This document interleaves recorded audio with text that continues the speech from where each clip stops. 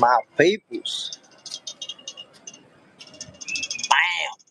My peoples. Terence Crawford and Canelo Alvarez. We've been talking about that fight. We already know September 13th is the date. The predictions keep coming in.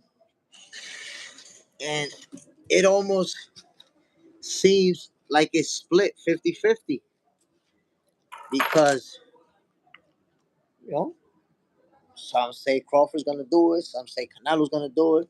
And it's pretty even. My peoples. Y'all already know what it is. I'm JSmiff. This is Box Center, your favorite boxer's favorite boxing show. Guess what, my people? For this episode of Box Center, boxing fans will be able to tune in and say their piece about Terence Crawford and Canelo Alvarez. So we're gonna take it easy. We're gonna allow people to jump up in the building, and we're gonna get at it. We're gonna be able to go back and forth, and everybody's gonna say their piece. Say what you believe is gonna happen. What do you think is gonna happen when Canelo Alvarez and Terence Crawford face each other? It's not like the comment section, because in the comments you can say this guy's gonna win and that's it. Or you can put together an argument, but it's not the same as showing up and making your case.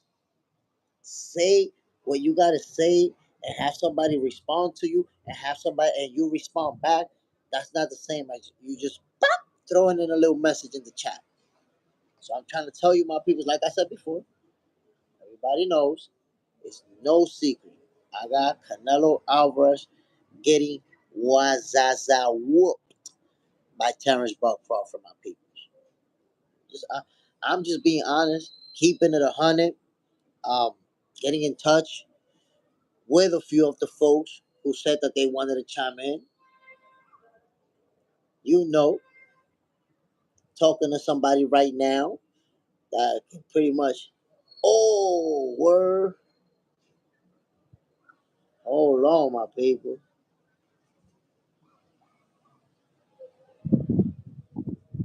Hold on, my people. Here we go. So, like I was saying, Terence Crawford, Canelo Alvarez, September 13th, my people. This right here, look. I'm gonna tell you guys, it's only four of us right now in the building. I'm gonna tell this to you guys, so y'all can see how people are, right? Multiple times, there's been people send the link, send the link. I want to join. I'm ready for this smoke. Like, yo, I'm gonna do it, and I'm gonna send the link. Where they at? Scared to death, shook. See, don't be asking for the smoke, and then don't be wanting it when it comes. Come on, my people. Y'all already know what it is. This is Box Center, your favorite boxer's favorite boxing show. Word. Who wants to come up in here and talk that shit? Yo, Mr. KO. People be scared to death. They be shocked. What's up? And it's crazy because one of the Mr. KO, one of the segments that we're gonna have is that, boxing fans are gonna be able to jump in and either challenge Mr. KO to a debate or challenge JSmiff to a debate. JJ's in the house. Hello, JSmiff. I'm here. Let's go. Hit the like button, everyone, as you enter. Yeah, man, there's 10 of us in the building, 4 likes. That means 6 people, at least 6 people, is ducking that like button the same way Tank Davis ducking Shakur. Why Tank ducking? I don't know. Why y'all ducking that like button? I don't know either. Mr. KO, I'm around. I want to see some people come up here. Yo, they scared to death, Mr. KO. I'm trying to tell you. When it comes to Canelo Alvarez and Terence Crawford, it's real easy to throw in a little message. Yeah, Canelo's gonna whoop him. But when it's time to back that up, when it's time to really go for it, where's the people at? And by the way, this weekend, what a great weekend of boxing, my people. Think about it. Usyk finishes his fight by brutal knockout. Dubois got slumped. Matter of fact, that was like medieval times. Dubois got slumped at death. Think about that. Then after that, Sebastian Fundora and Tim Tszyu. What a pummeling session. Tim Tszyu got invited into a pummeling session, but he didn't know that he was going to be the pummelee. Whoa. Whoa. Sebastian Fundora was letting them hands fly. Y'all got to keep it 100. 100. Total domination. Which, by the way, my peoples, you see, this is what being honest looks like. Listen to this, my people, what honesty sounds like. I actually predicted that Tim Tszyu had a chance. He could win that fight. And look, he got absolutely dominated. I was wrong. It can happen. I'm not a psychic. I don't pretend to be a psychic. So when you're wrong about something, accept it. You don't got to go into hiding. When you was wrong about Shakur running all night from Zapata, you didn't have to hide the next day. Come on, my peoples. Mr. KO, where's the Canelo fans at? I think they're hiding with Errol fans. Because you saw what happened to Errol. They know that's what's going to happen to Canelo, so they hide it together. JJ's in the house. I'm at Dad's house. We are talking about the fights right now. And your live pops up. That's what's up. Appreciate it, JJ's in the house. And salute to your father for enjoying the sweet science. Mr. KO, facts, great weekend. Dubois got cooked. Gary Russell Jr. back. And Manny Pacquiao surprised me, but I didn't like the draw. There was a winner last night. Look, man, I felt like Manny Pacquiao edged it, but I said it earlier. It was close enough to where I'm okay with the draw because even though I have Manny Pacquiao edging it out, think about this, Mr. KO. Did he really take it from the champion? Can we say, yo, he took it from the champion? He didn't really dominate Barrios or do anything that you could say, whoa, he's taking over. It was a very competitive fight. There was some swing rounds. Some rounds that you saw Manny Pacquiao trying to steal at the end. So I thought that it was close enough that it could have gone either way. A draw, that's perfect for me. Too fly. Fundora, it's a tough fight for everyone at 54. Too tall out there. Listen, man. But Manny did his thing. My brother Fundora is a problem. Problem. Now he's using. Look, a lot of people don't realize this, but Sebastian Fundora, for years, he didn't use his height. He would just fight on the inside. And people would always talk about that, like, yo, why this guy so tall and he banging it out in close quarters? And in my personal opinion, the first time that I really saw Fundora using his height, like actually using it to his advantage, was the first time when he fought Tim Tszyu. Before that, if you watch Fundora before the first Tim Tszyu fight, he was just slugging it out with guys. That's how he got knocked out by Lubin. His only loss, it was that he was slugging it out on the inside. Boom, got caught with a big shot and got stopped. Got hurt real bad, then got stopped.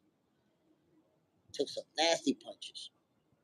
So now we're seeing a Sebastian Fundora who's using that long, stiff jab, and he's using it consistently. That's gonna be a problem, man, for anybody. To beat Sebastian Fundora, you're gonna have to be one of these guys who has great footwork, slick fighter, and you can, get inside, pop, pop, pop, get back out. Get inside, pop, pop, pop, give him an angle. You can play that. You can play that game with him. Mr. KO. Remember when Brian Mendoza KO Fundora? Oh my God! I said Lubin. It was Fundora brutally knocked out Lubin. Brian Mendoza, my bad. I had the wrong name. Yo, that's the only time that Fundora has lost. That was a brutal knockout. But that's what I'm trying to tell you. At that time, Fundora had not. I'm not gonna say that he had not developed that jab, but he didn't use it as much, as effectively as he does now. Before there was a Fundora that just they use his height advantage and reach on his opponents because he was just fight on the inside, boom, boom, boom, and trade leather. Now you see him fighting on the outside, getting on the inside, but Going back to the outside, using that long jab, that 1-2. Fundora is deadly from the outside, my people. He punching you in the face from damn near across the ring. Come on now. Two fly. I need Boost and Fundora 2026 fight of the year. That's a heck of a fight, my brother. Heck of a fight. Obviously, 2026, that's a reasonable target because Boots, he right now he doesn't want to go for the big guns right away, or at least that's what His Excellency Turkey Al-Sheikh said. Boots wants a tune-up first. And I'm going to tell you this right now. Fundora is not going to be the first option for Boots as a world champion. Why? Because remember, Fundora is a PBC fighter. And the PBC is not doing business with certain people. Hold on, my peoples. We got the first one about to jump in the building to say what they got to say about Canelo Alvarez versus Terence Bud Crawford. Let's get it, my people. Who's in the building? Whoa, whoa, bam, What bam. they do, brother? What's the deal, my G? What you talking about on here today? Yo, Terence Crawford, Canelo Alvarez, man. You know everybody's making their prediction. Everybody feels confident about what they think is gonna happen. What you think is gonna happen, my guy?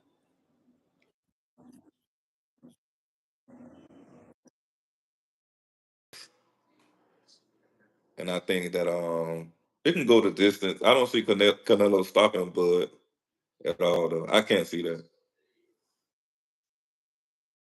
Whole narrative that Crawford is too small, Canelo's too big, and he's not gonna be able to handle the power. What do you think about that? Big, not like naturally big, but like he been fighting in that weight class for a while, so he more comfortable fighting in that weight, and Crawford more comfortable fighting at the lower weights. So I think that's why they got that narrative.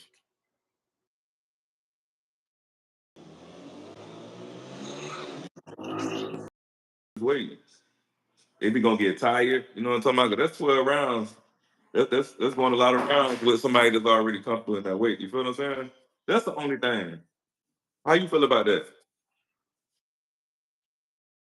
That the weight is gonna be a lot less of a factor than people think, and I say that just because, first of all, we know the kind of athlete that Terence Crawford is. That's We don't even have to get into that, right? We already know that. Second, we know how strong Terence Crawford is as far as lifting weights and what he does. You know, he got videos deadlifting 500 pounds and stuff like that. Like, we know that he's a strong guy.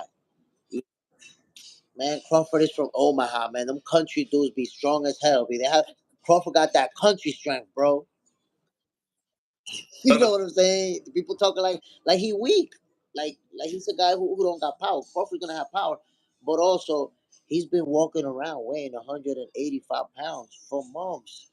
Training, sparring, big dudes, running.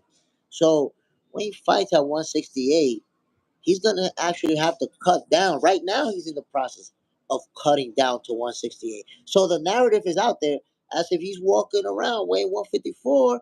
And I don't know, he's gonna eat 5, 6 boxes of pizza a day for the last 2 weeks to make weight to fight Canelo. So you know what somebody told me the other day?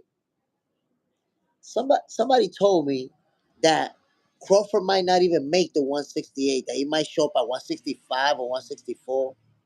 And I said, bro, this guy's walking around at 185. What the hell are you talking about? What are you talking about?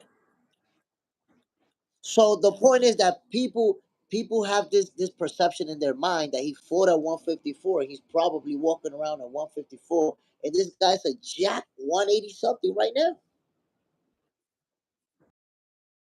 But I know one thing what he cannot do. He cannot let Canelo dictate the fight. Like he cannot let Canelo control the fight. That's one thing you cannot let Canelo do. I'll tell you right now, this fight is going to be controlled by two things. It's going to be controlled by Crawford's reach, which I'm referring to the jab, and it's going to be controlled by Crawford's footwork. He's he's gonna dictate when they're gonna exchange, and when they're gonna fight at mid range. He's gonna dictate. Crawford is gonna dictate that, not Canelo. Definitely has the better footwork. Now Canelo has good footwork as well, but he's kind of been slowing down, and his shots are looking more telegraphed now than before. You know, he used to have a lot of angles. Now he just like just you got to be like in his face for you to hit him. For that, Crawford right now is at a point where you gotta his opponents gotta cooperate with him for him to put up a monster performance. Look Who's at that? Williams' score. Williams' score was never a threat, right? But he didn't cooperate, so it was a boring fight because Canelo couldn't cut the ring to save his life. I mean, William Skull didn't fight a bad fight though. Honest with you, I felt like Williams' score was fighting to survive. He was fighting to survive and to look good, to finish the fight and say I went 12 rounds with Canelo. He didn't hurt So he ain't actually going there to actually fight. It was me. Was you look? You could tell that when a guy's not there to win. When that final bell rang, Williams' score was smiling from ear to ear like this. listen, listen. So you know they always talking about Canelo resume is so good. Like, do you think that the last fighters making Canelo resume like kind of looking kind of watered down? In my opinion, there is once you build certain type of resume, there is nothing that could ever water it down because nothing is going to take away your accomplishments. So the watering down process only happens, live as we're living it. Oh, look, he did this. Oh, look, he did that. But after they retire, that water disappears, and it's about the accomplishments. Because look, even in Ali's era, at the end of his career when he was losing and shit like that, there was people saying, "Oh my God, his legacy's done. He's done. That's it because look what he's doing." And look, Ali's still regarded as the greatest of all time. Did it really affect his legacy? Not one bit. Not at all. So that watering down only happens live at the time that is actually happening. But then we forget about that water and we see the accomplishments. So, Canelo Alvarez. If we look at the names of his resume, the number of Hall of Famers that he has faced: Miguel Cotto, Amir Khan, Floyd Mayweather, Triple G. There's others Hall of Famers. So that resume, it's untouchable. Canelo's going down, not just as one of the greatest of this era, but as probably the greatest Mexican of all time. And without a doubt, he in the all-time list. I guarantee you, he's gonna be at least top 20. Guarantee you, he's in the top 20 when it's all said and done. Yeah, gotta put him in the top 20, man. You think so? So after Bud, who you think who's left after Bud? With Dimitri Bivol, but honestly, I don't think he could win that fight. I don't think so. I don't think he could win that fight. Look, and let me point something out about Dimitri Bivol that is very interesting. How people skip it. You see how the narrative is like, well, he was too big, he was too big, right? That's the narrative, right? But if you watch that fight, was there any moment that you watched Dimitri Bivol putting his weight on Canelo or bullying him or walking him down or doing anything that suggests that he's imposing his weight on Canelo? Did he excessively clinch Canelo or anything like that? There was absolutely nothing in Demetrius Bivol's weight that caused what he did to Canelo, Maggi. He outboxed him. Yeah, I mean, definitely Bivol is he's definitely the better boxer than Canelo. I mean, he showed that. His narrative that is that he's too big. He was too big for Canelo. What you talking about, man? What is we talking about? When this guy no knockout power, no high knockout percentage, not known as a knockout puncher. Never hurt Canelo during the fight at all. He just outboxed him. He sucked him. Sucked him. That was it. That Bud Crawford will be able to take Canelo like his nice punches because I'm quite sure if you put in a fight, he's gonna catch you with some of those punches. Canelo catches Crawford with a big shot, and Crawford stands right there in front of him and counters. People gonna be scared for Canelo because because they're expecting, my guy. Listen to this. Listen to this, my guy. They're expecting that Canelo's gonna catch him and he's just gonna go to sleep. That's how the. I don't see that. Well, that's the way people talking about it. He's able to handle the power. What does that suggest? He's too small. Canelo's too big. Other fighters handle his power. Berlanga, I mean, he fell down, but it wasn't nothing. It wasn't nothing devastating. Because Terence Crawford is. They're even saying, oh, he's coming up from 147. They don't even count the 154, bro. They don't even count it. They skip that shit. Oh, he's going up from 147. He's too little. Bro, They're not too much off. Like Canelo's not tall, so his stature is more compact, but he's not that much bigger than Bud. did Canelo look bigger than Crawford face to face? He didn't look bigger at all. At all. He didn't look bigger face to face. Come on. Right? Because they could look like that on face off, but when fight night come, That's what I'm trying to tell you. When fight night comes, I want you to think about it. If Terence Crawford, right? Terence Crawford and Canelo Alvarez are walking around at around the same weight in the 180s, both of them. So if both, the only difference is that Canelo had to cut down to 168 to fight William Score. Listen, when Canelo fought at 168, about 2 3 days before, Crawford posted a picture of him standing on a scale weighing 185. So yeah, he posted the picture standing on a scale, on a digital scale. You can look it up. So this is what I'm telling you. When Canelo was fighting at 168, Crawford was outweighing him by almost 20 pounds, taller and longer reach. Is Canelo gonna be really bigger come fight night? Just think about the reality of Crawford's frame at 185 while Canelo was at 168 fighting. And and again, Terence Crawford is not like he got fat to 185. He bulked up. He bulked up. So we're talking about this guy. When you see the videos, he looked jacked, sparring, running, working out in the gym, lifting weights at 185.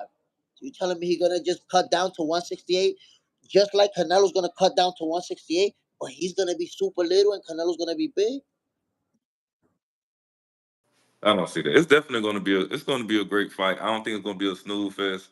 I think it's going to be some. I think the first couple rounds. Look, late show 42 is saying Button took shots from a 68.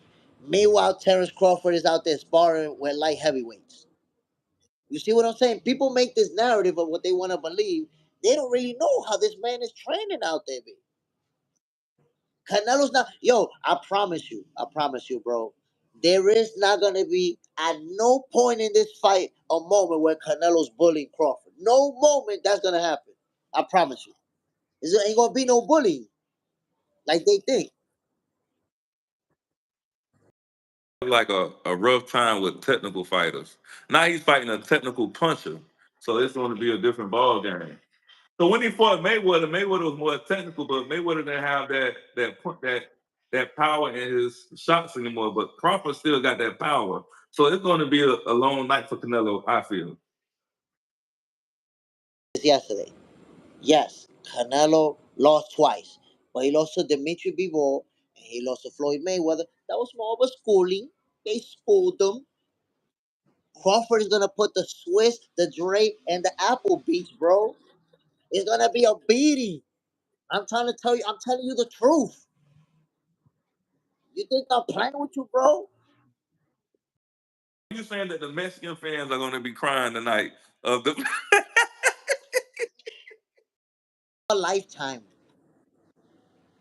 bro. I'm talking about,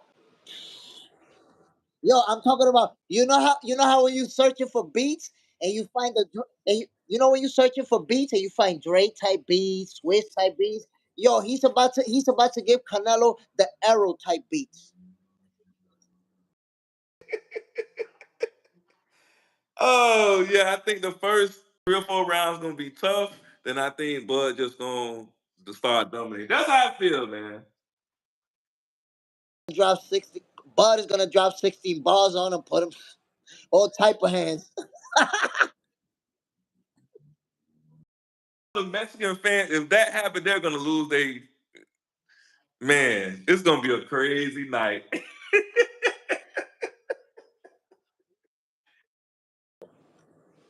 Gonna beat the chalupas out of him. Watch. You think it's a game? You think it's a game? What? Because even when he fought Amir Khan was getting a run for his money, but everybody know Amir Khan can't take a shot from nobody. Like he just anybody can knock Amir Khan out. Something about Amir Khan. It might sound controversial, but it's not. Amir Khan does not have a glass chin. I'm gonna show you. Watch the fight where Canelo knocks him out, right? If I'm not mistaken, it was a left hook. Boom. Or a right hook was it that spun his head? I know that it put his head on a swivel, right? Okay, bro. That same shot will knock everybody out. Who survives a shot like that? Yeah. Nobody. There's nobody walking this earth that's gonna survive that shot. Look at it. Watch the tape. So this what happens. This what happens, and this is the difference of fighters who hardly get knocked out and fighters who get knocked out a lot. Look at Canelo Alvarez's neck. He got that pit bull neck, right? And I know you seen it. Everybody seen Canelo. That shit that you got in your head that holds a weight, and you like you seen that, right? Mike Tyson used to do that. Okay, so why Canelo never been knocked out? Because he got a very strong neck, right? And he braced himself. So when you punch him, you push his body, but you don't really have his head bouncing around like that. Okay, so Canelo's also very good at rolling with the punches. You've seen it a million times where he get hit and he rolls his head back too, like that.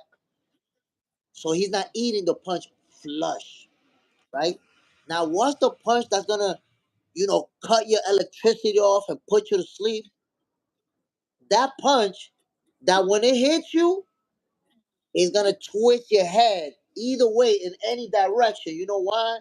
Because because with that force, it goes so fast that your head bounces around. And that's what messes you up, right? So if you look at Canelo, he never takes that shot. Number one, strong neck. Number two, because he's very aware. Canelo's that fighter that you do not hit him with the shot that he don't see coming ever. Look at Triple G. Triple G hit him with the biggest bombs, but he was ready for them. He was waiting for them. That's a next level elite shit where you could never hit me with a shot I don't see coming. But that's what people don't understand, that Canelo can be knocked out. It's just nobody has been able to catch him with that counterpunch. Nobody has been able to catch him. Yeah, I definitely agree with you. I said the same thing. Like he get hit with a lot of shots that he see and he could brace for or roll with him. So it's like, no, you're absolutely correct. That's a good breakdown. Amir Khan. Amir Khan got that long neck, right? And if you look at that punch that Canelo gave him, it put his head on a swivel. Yo, anybody get hit like that, they're gonna go to sleep. It's not having a glass chin. If Canelo get hit with that same shot, he going to sleep too. So Yeah. so if you look at the shots that knocked out Amir Khan, they knocked out everybody else. It's not a glass chin. He had a faulty defense. That's what he That's what he really had. He had a faulty defense, and like Ryan Garcia, you probably remember, used to keep that chin up. That's it. That's it. He had a faulty defense. He didn't have a bad chin. But his defense, yeah, yeah.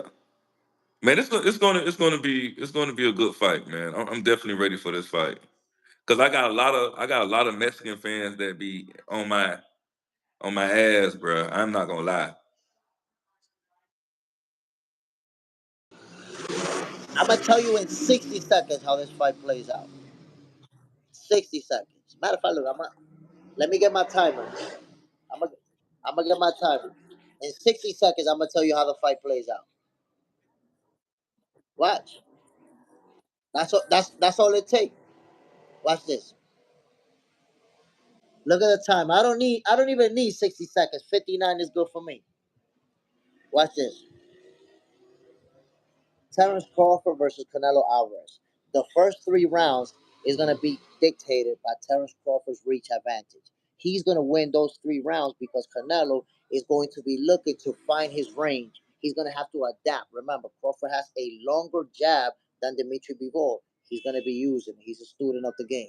First 3 rounds are going to Crawford, but then Canelo finally starts to find his range. So now for the next few rounds, Canelo's going to try to get on the inside. He's going to eat some good counter shots. He's not gonna be, he knows, oh, this guy got power. So what is he gonna do? Guess what? It's gonna turn into a chess match. Now they're gonna be counter punching each other. They're gonna be going back and forth, the ebb and flow. They both gonna land some good shots. Canelo's not gonna be able to be effective to the body because Bud's gonna keep him at a distance. So he's not gonna be able to invest to the body. By the 10th round, Crawford already figured him out, already started dictating the pace and controlling him. Make it look sweet and easy for the championship rounds, winning by decision. There you have it. I like that, man. I like that. That was a good breakdown, man. I hope you recorded that, bro. That's all it took, 1 minute. That's all. It's straight to the point, bro. How it's gonna play out.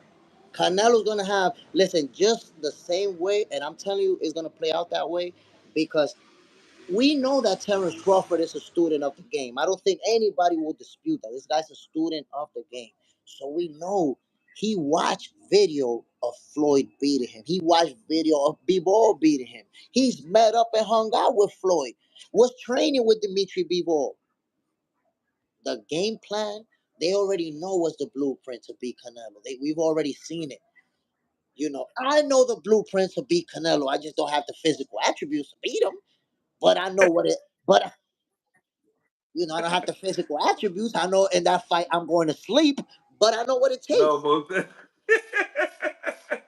Nah, that's dope, man. You gotta get me. You having some dope shows, bro. I like what you got going on, bro. I don't know if you've seen the last one because now it's two. It's crazy. I don't know how many shows I'm gonna end up with, my brother, because I got so many ideas in my head. But it's boxing for breakfast in the morning. That's Mondays through Friday. But if it's a big fight weekend, I do it Saturdays and Sundays. So this whole week I did boxing for breakfast, 7 days, 6 in the morning. We already on it. But then Fridays at 8 p.m. is punchlines. Me and Mr. KO going at it. That's game show type of style when we debate about boxing. I don't know if you have an opportunity to see it, but check it out, bro. Check it out for sure. Bitch, your My volume, your volume volume went kind of went down. down, brother.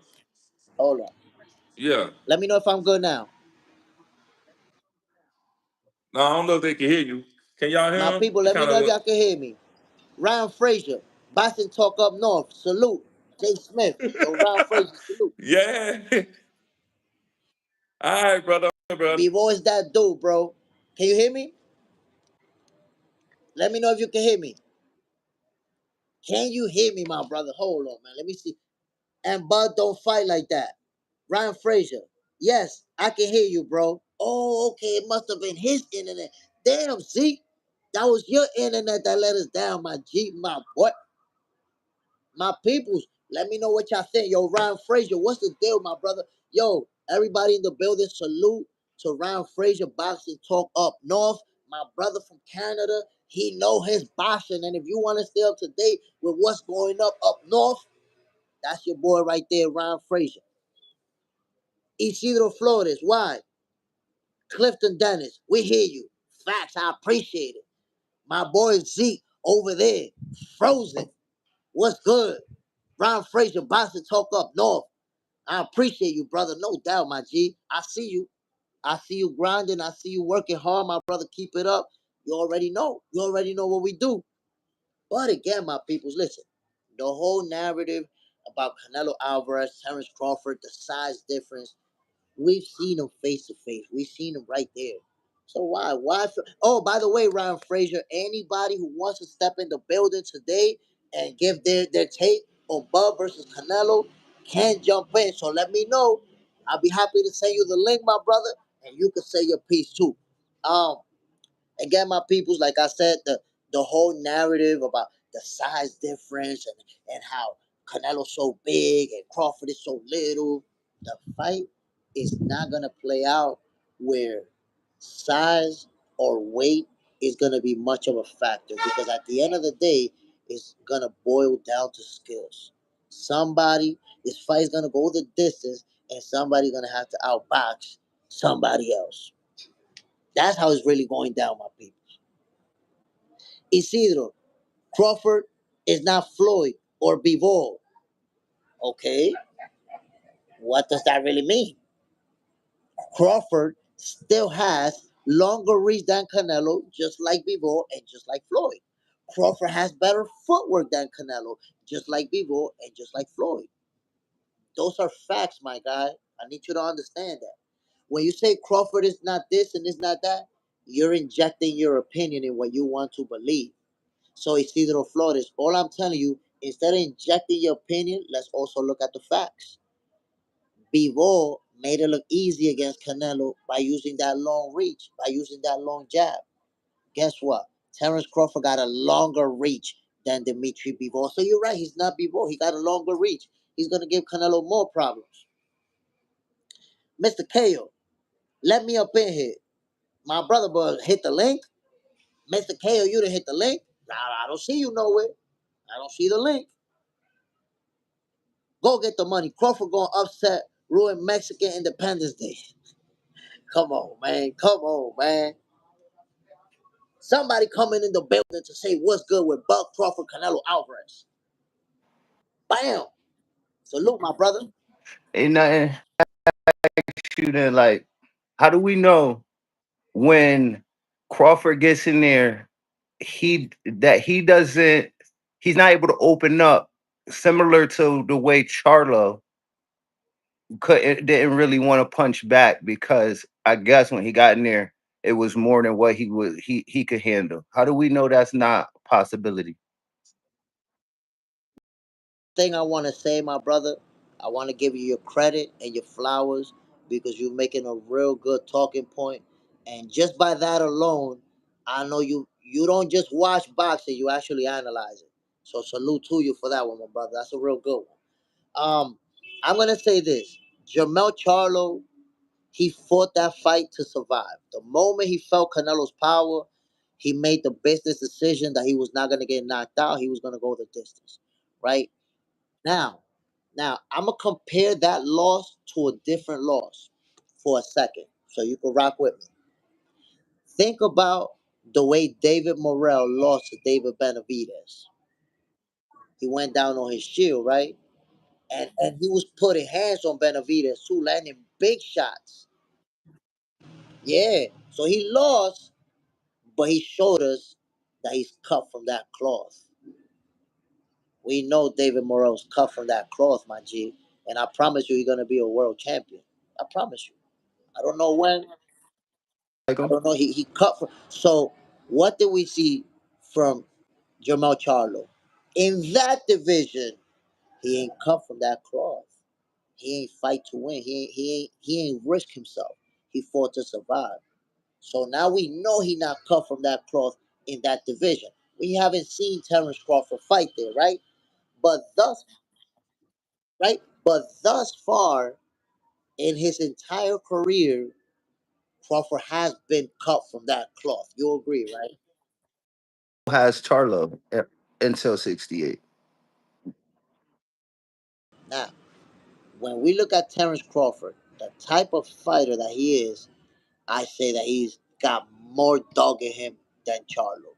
He's the type of fighter. He's the type of fighter that, if anything, he will go down on his shield rather than fight to survive and go the distance. Point, because when I'm listening to you, you kind of speak matter of fact, like you know that he's gonna be okay and he's gonna win the fight. Listen to this logic real quick, right? You know the narrative about how Canelo is too big, Crawford's too little, the moving up in divisions and all that, right? But but what I do as an analyst, I look at the details. The details are very important to me, right? So if I know that right now Terence Crawford is walking around at 185, and I know that he has been walking around at that weight class, at that weighing that much for over 3 months, then it tells me that he's very comfortable because he's running, sparring, and I'm talking about sparring light heavyweights, middleweights, running, sparring, training, doing everything, weighing north of 180, 185. So he's pretty big, but let's combine that with the fact that Canelo is a small 168 pounder. People are ignoring that, my brother. Everybody, look I at this. reckon. Look at this. Everybody that Canelo faced at 168 is bigger than Mm-hmm. No more. He's the best 68 pounder too. him, and won his first title at 154. I'm gonna make you another comparison. Manny Pacquiao at 147. Very small guy, right? But he found success in that division. But he found success because how skilled he was, but his knockouts started to disappear when he moved that high up. Why? Because he's fighting bigger, stronger guys now. He was small. His first fight at 47, but it wasn't going from 35 to 47 to fight the best 47 pounder. That Canelo is not a true 168 pounder. You have a 154 pounder climbing up to fight a small 168 pounder in Canelo Alvarez. And not only that, a small this I feel like people underestimate or not appreciate the significance of a huge reach advantage when you have an elite fighter in front of you that has better footwork than you. I think people underestimate that. We saw what a huge reach advantage does just this weekend. Just last night. Look what Fundora did to Zoo. And Crawford doesn't have that much reach, but he has a long reach advantage on Canelo, bro. And what happened to Zoo was directly a product of that reach advantage. He just couldn't get inside on him.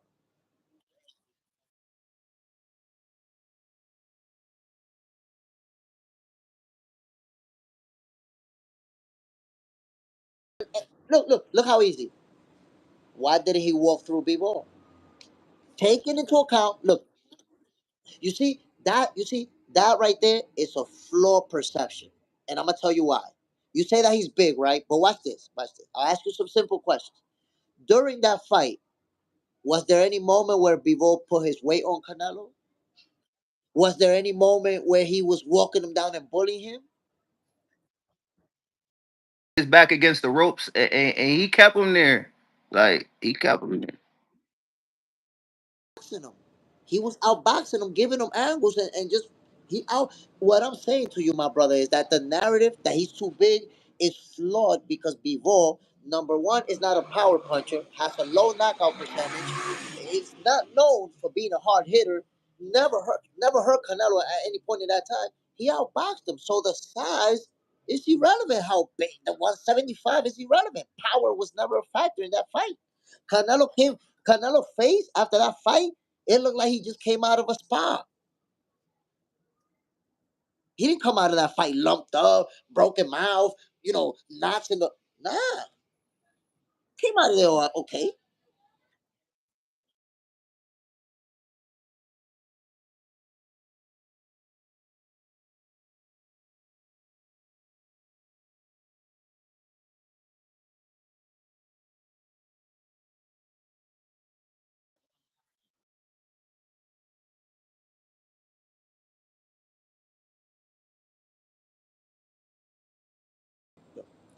First with Edgar Berlanga.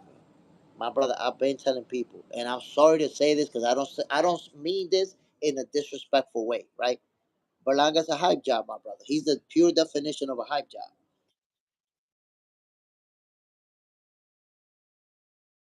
Thought was on his level. That fight, I've been trying to tell people that Shiraz was gonna beat him. I said, nah, Berlanga, if he could beat Shiraz, he's gonna make me a believer. You know why I said that? Because again, I'm an analyst. I look at the details, right? Watch this. Before Edgar Berlanga fought to, you probably may remember because that was a long time ago, but he started his career with like 12, 13 knockouts in a row, right? He had 100% knockout percentage, right? And then after that, yo, this dude went on a like 4 fight streak that went the distance. I'm talking about versus the pizza delivery guy versus the burger flipper. Yo, Berlanga was in dog fights versus average Joe's. And I was like, nah, bro, this ain't it. If he in a dog fight with a dude of that level, what's gonna happen when he step up? And even right before Canelo, they fed him an easy one, and he was still in a dog fight and went the distance. And they gave him Canelo. So it's like they building him. You see how he move around like a star, like a big celebrity. And who Berlanga beat in his whole career to even be considered anybody? Well, he was a hype job. But what? Listen, like when Bug get in there with Canelo, right? How it for one, I'm questioning if Bug could be effective and keep Canelo off him. But also, how we know that that Bug could take Would you agree that Crawford has the better footwork out of the two? So, everything better, but probably but if punch we and power. agree that he has the better footwork, why would he not be able to get him, keep him off him? He got the better footwork, the better movement. And Canelo already showed us the problem that he has when somebody's moving around him. Williams Fall showed us. Like that. No, he's not gonna move like that. What I'm trying to tell you is that Crawford is he's gonna dictate when they close the gap and exchange, and then he's gonna dictate when I'm gonna use the jab and keep you out there and move left, right, just like Dimitri Bivol. He's the one that's gonna dictate. Look, here's the reason why Canelo got his ass dominated by Dimitri Bivol. Here's the reason why. So Bivol kept using that long jab on him, right? Pop, pop, kept popping him in the face, right? Canelo now is trying to work his way in, right? Every single time. Not every, that's an exaggeration, but a high percentage of the times when Canelo closed the gap, when Canelo closed the gap, there was already 3, 4 punches flying in his head from Dimitri Bivol. He was never able to simply get on the inside and work the body like he does, because we know that's his bread and butter, that left hook to the body. If you watch that fight, in the whole fight, yo, Canelo landed maybe 5 good left hooks to the body, like hard ones. A punch that he landed consistently against his opponent to break him down. He couldn't do it on Bivol. Why? Because Bivol capped him at the end of that jab. And you can't land that left hook to the body from out here like that. You got to step on the inside. You got to step on the inside. Crawford is going to make him eat mad leather. So here's, I'm telling you how it's going to play out, my God. When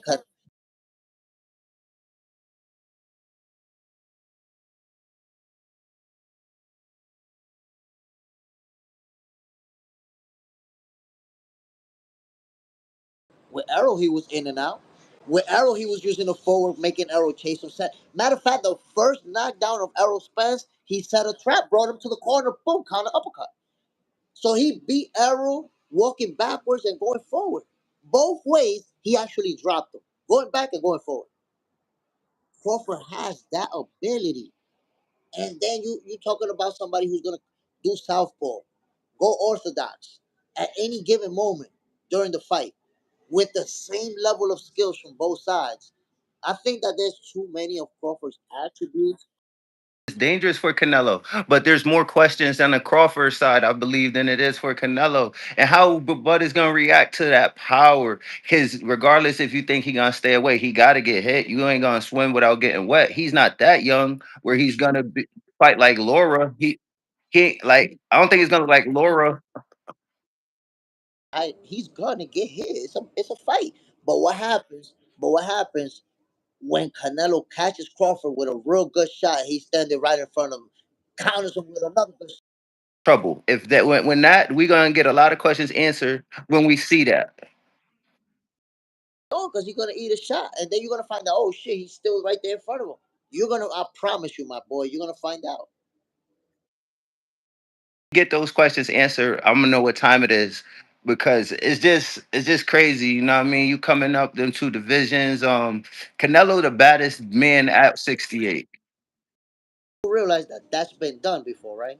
What over the history? What would you gonna say? Leonard and Hagler? Like what was you gonna say?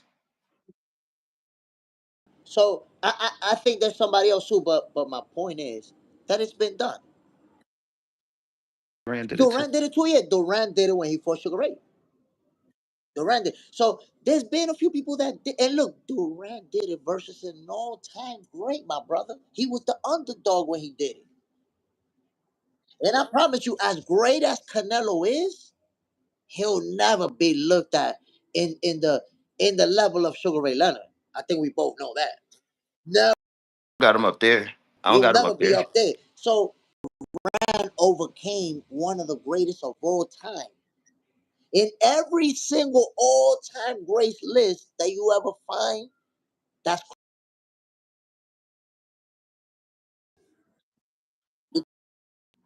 That did he had to, it's a hard comparison because Sugar Ray a totally different fighter, but Sugar Ray tried to fight him with his fight, right? And he couldn't handle it. Yeah, so he the second fight he did what he do best and he stopped him. But thing that you're ignoring. What historical data has shown us. That same fight that we're talking about. What do we have? We have two fighters that are very skilled, that are facing each other. And at the end of the day, one style, there is no one style that's going to be better in boxing. It's the style that's better on that night. That night, Duran won, beat him convincingly. And then what happened in the next fight? Sugar Ray whooped his ass, made him no mas. So that's my point. When it comes to Canelo Alvarez and Terence Bud Crawford, it's all gonna boil down to who's the better fighter that night. Now who fought this guy and what happened with that other guy over there? None of that's really gonna matter. It's gonna matter Crawford and Canelo.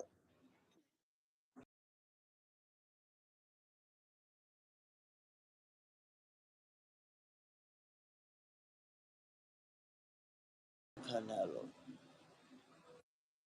Okay. I understand what you're trying to say. I understand. So okay, Canelo is gonna be the favorite. So depends what you want to call smart money because to me, smart money is Crawford. He's the underdog. You gonna flip. You gonna flip that. And scare money don't make money. I know you know that.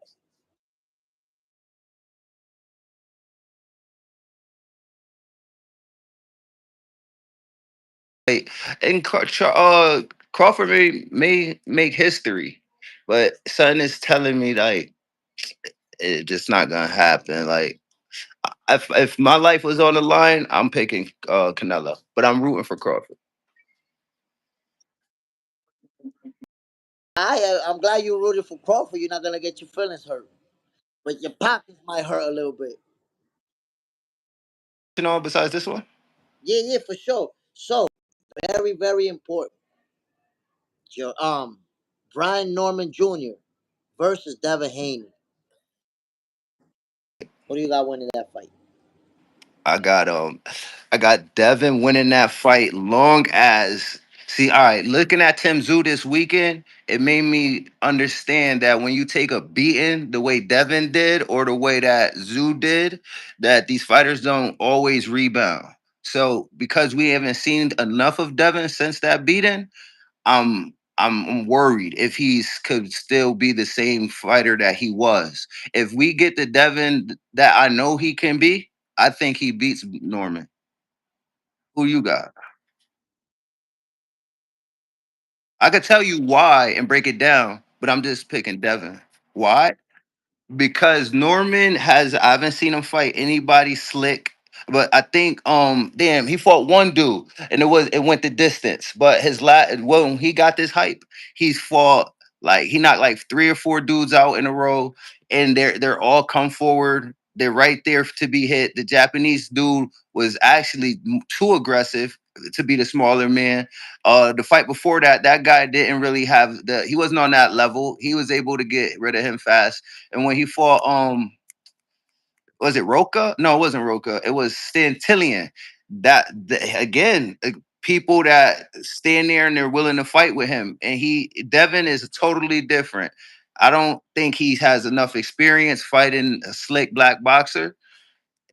And I think Devin could last and it could go the distance. It could look similar to, well, it could be similar to the Pollo Matias fight, but even though Norman don't fight like Matias, but when you both are on that high level, it usually washes itself out to where we get a distance fight. And I think Devin, I'll point some. Devin wins more rounds than he does. If he don't get to Devin, I don't see how he could win that fight. I'd like Devin. Devin is more skilled, more slick. He could stay away from that left hand or the right hand. Um, that's a good assessment, but I got to remind you, take a look at Devin Haney versus Vasyl Lomachenko, for example. Vasyl Lomachenko has such great footwork that he forced him to fight. And Devin Haney, he's going to use that forward. He's going to use the entire ring. But if you force him, he's going to fight you. He's going to fight. And Devin wanted to work Lomachenko's body, so he was willing to fight Loma. He didn't come to run and to keep Loma at the end of the stick like he. Started the fight using that footwork. And when Lomachenko, stepped up his aggressiveness, he kind of like had no choice and started using that right hook to the body. But that's not he. I would say he adapted to what Loma was doing and did it successfully. But he started off on some footwork shit and then adapted to that. Go ahead. What? How do you compare that? I need to understand because I never think about Loma when I'm thinking about this fight. Devin Haney has the ability to outbox you and dance circles around you in the ring like he did to Jose Ramirez in the last fight, right? But we've also seen that a fighter like Lomachenko, who has that elite level footwork, can stay in front of him and turn it into a fight. Him versus Lomachenko was a fight, but it didn't start a fight, and he's not the one that made it a fight. It was Lomachenko who initiated the action, who kept the pressure on him, and he fought back, and it turned into the way that it was. So all I'm saying is that Brian Norman Jr. has the elite level footwork to stay. Yes, sir. Yes, sir, bro. Yes, sir. To stay in front of Devin Haney, apply the pressure. Now, I'm not saying that Devin is gonna. I'm not saying. Look. I'm not saying that Devin Haney's gonna fold. Don't get it twisted. I'm not saying Devin Haney's gonna fold. I know he'll be able to. Number one, defend himself on the inside and win exchanges, and number two, use that forward, that in and out type of fight. But I'm telling you, Brian Norman Jr. has the speed to make it a fight. His chances. I don't. I don't like his chances if Norman can do that. I don't see Norman really doing that. When I was watching Norman's last fight, I mean, he showed me that he got okay footwork, but I'm more was impressed on his hand speed is faster than what people give him credit. He threw punches and combinations. He was super strong in the clinch. Like he put the Japanese dude. He kept him where he wanted him. So I seen a lot of skills upper body. I didn't really see the footwork. Not that he didn't have to use it though, because it wasn't like the guy was running from him. But I haven't seen the footwork yet.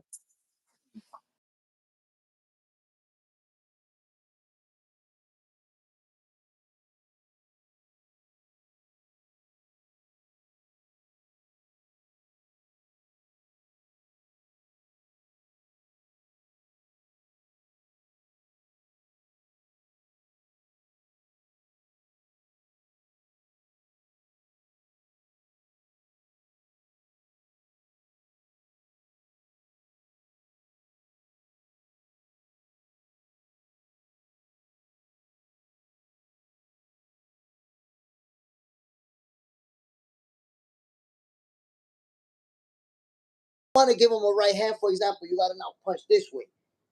And he does it slightly. He does it a lot when he's gonna step in. He does it a little bit to your left or a little bit to the right to get his hooks off. He does a lot of little things. It's just he's not flashy. That's what it is, yo. Brian Norman Jr. He's not a flashy fighter. He doesn't do a lot of the non-necessary movements that some people do to look nice. But yo, he got some. Watch. Now that I told you that he does those little side steps to get the angle and go hit with hard body shots and hard left hooks to the head. Watch it. When you see it, you're gonna notice it. Is smart enough. His feet is good enough. I believe, like in the Regis fight, he knew where to keep his feet to handicap Regis. So yeah, not I think Norman's footwork is better than that. But the point I'm trying to make is he knew where he needed to be to handicap Regis. So I don't think Devin was going to let Norman do what you just explained. If Norman taking small, subtle steps to give himself the angle to be successful, I think Devin's already gonna know to take that away. And I think he's gonna his footwork is more superior to the point that he could take that away. Between those two fights. You know what really affected Regis a lot? The reach. Him being a lot shorter and having that disadvantage with the arm length, Devin Haney was teeing off on him when he couldn't even reach. In fact, you saw Regis trying to leap in with that left hook a bunch of times because he just couldn't do anything from that distance other than trying to jump in with a punch. Yo, Brian Norman Jr., big dude, my guy. Same size. So Devin Haney's not gonna be able to look. That's the one thing about Devin Haney. If you think about it, because he used to fight at 135, he moved up to 140, but he's tall and he got reach. So most of the times that when you see his opponents, they're shorter than him. He got reach advantage in most of his fights. He got reach advantage. So and it connects with what I was saying earlier. When somebody has reach advantage and top level footwork, it's hard to beat them, yo, because they could hit you from a distance that you can't reach them. And then when you close the gap, they let the hands go and move. They not there no more for you. The same advantage that Terence Crawford got on Canelo Alvarez, my guy. That's what Devin Haney had on Regis Progress. Height, reach, footwork.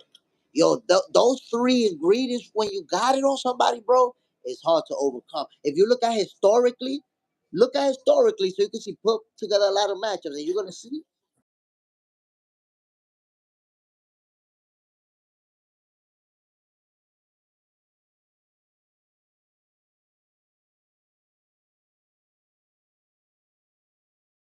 I'm not suggesting that. All I'm saying is that Regis Progress got dominated by Devin Haney's length and footwork.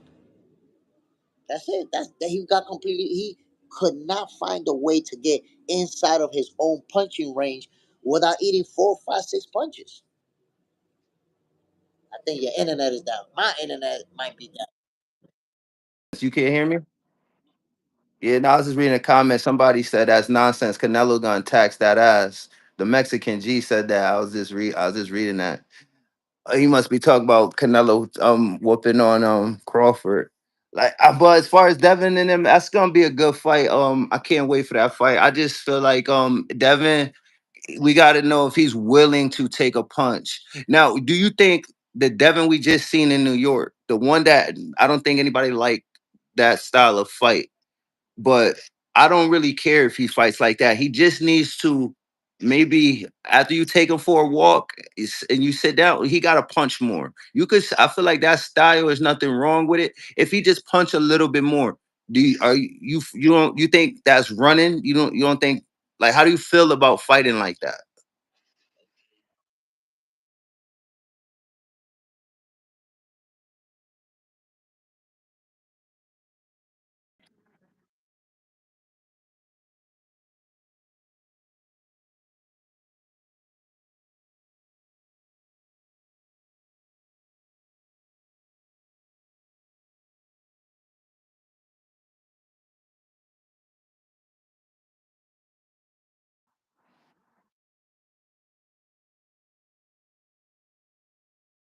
Aspect of boxing, but I will say, look, um, when it comes to that style that he used in his last fight, I'm gonna say that that was the best for Devin Haney. It's not the most appealing, it's not the most fan pleasing, but it's the style that keeps him from taking the most punishment. You gotta remember, he's coming off of a fight with Ryan Garcia where he took a nasty pummeling, right? Even though they overturned that decision, you can't make us forget about that beating.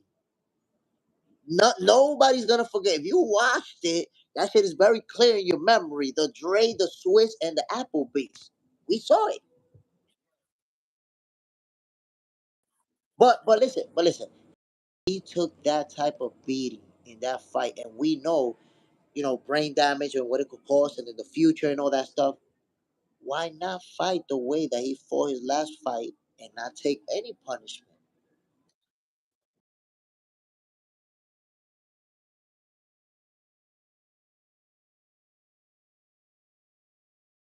Sheik, they not gonna be there when you punch drunk and your wife is changing your pampers on your ass. So that's a great look. Look, in my opinion, even though fans don't like that style, but Devin needs to fight like that as much as possible because the beating that he took from Ryan Garcia, don't get it twisted. There's damage that's sitting there somewhere from that ass whooping. And when you add a few of those, if you take a few of those, that's when you see him not even able to put a sentence together. So what's all those millions of dollars are gonna matter when you can't even talk right? You taking Norman then? That's your pick. Right now, I see it as a 50-50 fight, but I'm leaning towards Norman. I haven't made an official prediction yet, but I'm leaning. If I had to make it right now, I will go with Norman. And the best Devin Haney's gonna show up. You still leaning towards Norman. Okay. The, because here's the thing. Brian Norman Jr., I really do feel like he's a special fighter. I feel like we have two special fighters that are meeting up with two different styles. And I believe with Brian Norman Jr.'s size and power, he's going to be able to impose his style on Devin Haney. Be able to give Boots a good fight.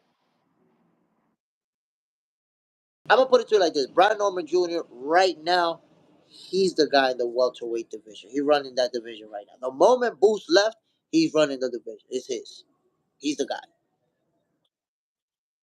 A good fight for you, or would it was a good 50-50 fight to you? Wow. Wow. One of those where they going back and forth. Everybody's going crazy. You don't know who's gonna win. Either somebody gets knocked out in the middle of an exchange, or it goes the distance and it's a brutal slugfest and it's a close win or even a draw. Like I see that type of fight.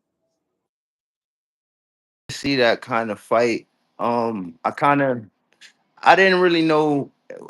I hear about their old sparrings and Norman's father saying, he got used to Boots and now, they know how to fight him. Oh no, that you don't feel like that Like experience sparring, like that to me that don't hold no water.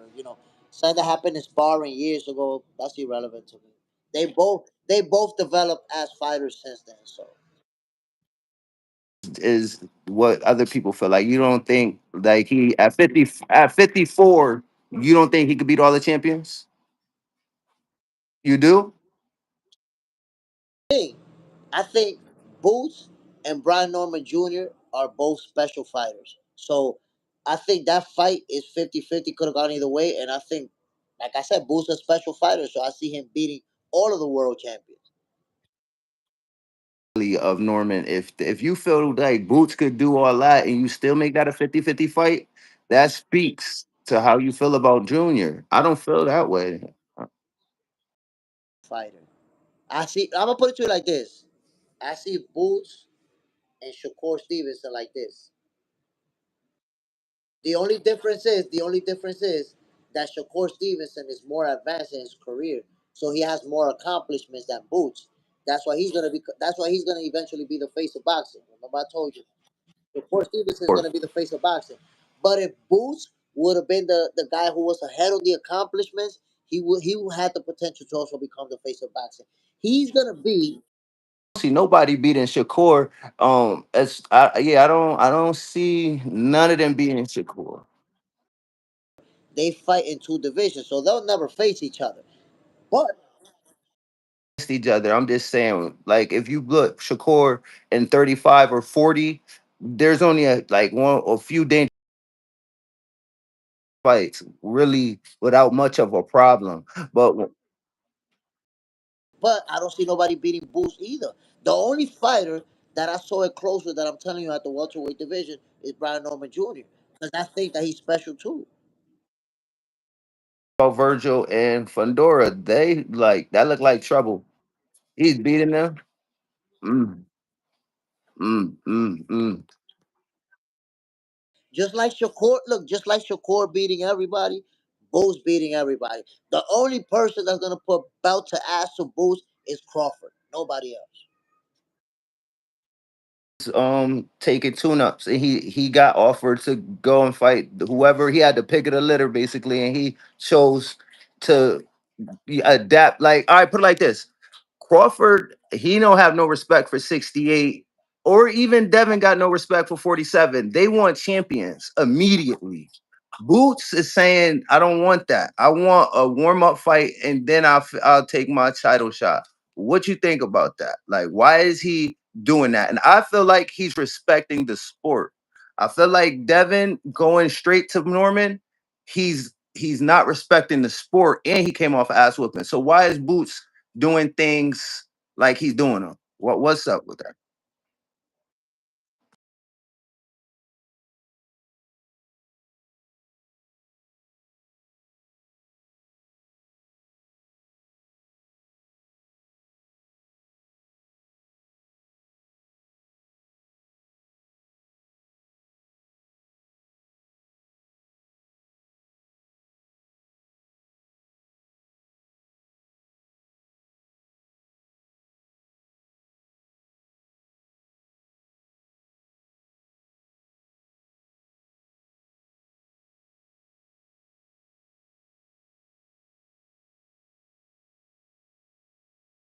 Bags. You're gonna get a bag for Williams Score, and then we're gonna get a bag for Crawford. Boots was trying to do the same thing. Hold on 1 second. Before I go fight the big boys, let me get a bag real quick. Let me get a little something easy, and then let me go up there because that's what Canelo did. Canelo got himself a easy win, a nice little easy few millions, and now we're going with Crawford. Boots is just trying to do the same thing. This money is not about him getting acclimated to the division for. All right, all right. With dudes that's bigger than 154 pounders. It's business. It's about making money. So it's a business decision. That's how I personally saw it. That because Turk throwing money around, so I just figured he was playing it safe instead of jumping up there acting crazy. But all right, This. Let's say you're a prize fighter, right? You yourself are a prize fighter, and you can fight Canelo Alvarez. I can give you one contract to fight Canelo Alvarez for $25 million in a month, or I can give you a contract to fight a YouTuber for $10 million and Canelo Alvarez for another 25, maybe 30, because this fight was crazy and now the value's up in a few months down the line. Which deal will you take? The one or the two fight deal? money. I'm gonna beat the tomato can and then go get my other bag too. Yeah. Before going straight up to Crawford, and Boost was just trying to do the same thing because that's the thing. It's a business, and a lot of the things that these fighters do are orientated by that business. As opposed to I'm scared or I don't want to fight him. It's about nah, yo. I need to get paid. I need to get my money right. Going off topic, but You know that it's about money. When look what Turkey Allow Sheik said, yo, I'm Boost. I'm not giving out no charity. You want easy fight? Go talk to Eddie. He know it's about the money. it's a business, but first, right? So it should be about the money, before anything else. It should be. Decisions like that, I don't knock them because at the end of the day, it's them who got to get punched in the face for that money. It's not us. It's not me. It's not you. It's not people in the chat. It's them getting punched in the face, risking their life. So when they say, "Nah, I want this much," I respect that. Too, I could respect that. You gotta feed your family. Like Floyd, what Floyd said, his kids can't eat belts or some shit. Yeah, I respect the bag. You think I think that it was a good idea to do Boots versus Virgil right away. The thing is that His Excellency Turkey allows Sheik respectfully. He don't know shit about boxing. Why would you? Why would you have Jaron Boots Ennis move up to the 154 division and fight a non-title fight with Virgil Ortiz when you can wait for at least one of them to have a title and make a mega championship fight between these two guys? of money. So he just doing he making all the fantasy fights we wish we could have. He got the money to fund them fights. But if Boots and Virgil Ortiz were to fight next, that fight is not going to be nowhere near as big as if Bulls grab a WBC title, Virgil grab a WBO title, and they fight to unify titles. That's how it should be. Huge. Two world champions on the training in their prime. Not this shit. They're gonna fight for a title eliminator, or they're gonna fight a 10 rounder. Should fight because after that, one of them will be a star for sure. If not both of them, you can make a star like that. Gonna be bigger stars if they do it right. But let these guys at least one of them, have a title, and the other one is challenging. That's a bigger fight. But a non-title fight between these two guys that are potential superstars, that's just crazy. Heard you say right that we disagreed on, so maybe we can might make it a little spicy for your chat. You were saying in a video with another somebody else came up. You brought him up, and y'all was talking about 35, and then y'all mentioned Shakur being the man, but then y'all mentioned Andy Cruz. Y'all was real high on Andy Cruz. I'm high on Andy Cruz, but I think y'all was way higher on him than me. Like y'all had him beating I'm pretty much everybody but Shakur.